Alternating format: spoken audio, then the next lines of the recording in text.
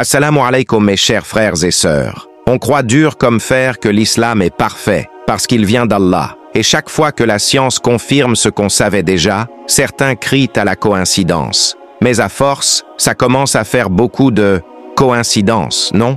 Pas un seul verset du Coran ne contredit la science bien établie. Justement, un article de la BBC parle d'un truc étonnant, le gel de sucre qui aide les bébés prématurés. Et c'est pas juste une idée, c'est prouvé par des experts. Ils expliquent qu'une simple dose de sucre, appliquée en gel à l'intérieur de la joue, protège le cerveau des bébés nés trop tôt. Environ 1 sur 10 souffre d'hypoglycémie sévère, ce qui peut causer des dégâts s'il n'est pas traité. Et ce petit geste peut tout changer.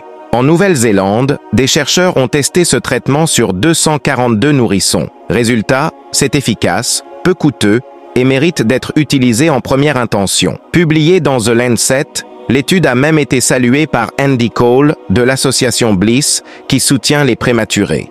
Il souligne que ce traitement pourrait alléger les services de soins intensifs, souvent débordés. Les résultats sont prometteurs, même si d'autres recherches restent à faire. Mais ce qui nous intéresse ici, c'est le lien avec une ancienne pratique prophétique. Il y a plus de 1400 ans, le prophète Muhammad sallallahu alayhi wa sallam posait une date mâchée sur le palais des nouveau-nés. Anas ibn Malik raconte comment il a vu le prophète faire ça avec Abdullah ibn Abu Talha. C'était une tradition qu'on appelle le tahnik.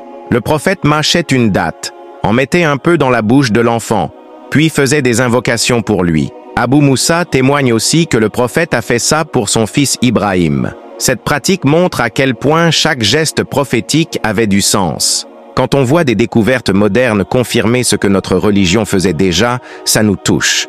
Ça ravive notre foi, ça nous reconnecte à l'essentiel. Et surtout, ça nous rappelle que notre prophète ne disait rien au hasard.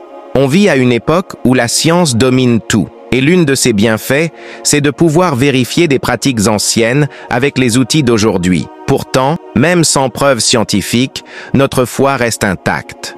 Car ce que le prophète Muhammad sallallahu alayhi wa sallam a dit est vrai, qu'on ait besoin de preuves ou pas. Et soyons clairs, la parole d'Allah ne contredira jamais une vérité scientifique bien établie. Aucune autre foi ne peut tester son livre comme nous le faisons avec le Coran.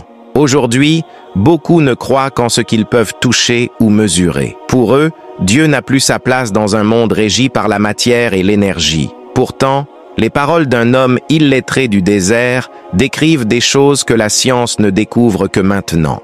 Les premiers musulmans y croyaient sans tout comprendre. Certains les prenaient au sens figuré. Mais aujourd'hui, on voit de nos propres yeux que tout s'éclaire. Qu'Allah nous accorde une foi profonde et une compréhension claire. Amin. Louange à Allah pour le bienfait de l'islam. Si vous avez aimé cette vidéo, n'oubliez pas de prier sur notre bien-aimé. Paix et bénédiction soient sur lui. Et bien sûr, laissez un j'aime, abonnez-vous à notre chaîne et activez la cloche pour ne rien manquer. Que la paix soit sur vous.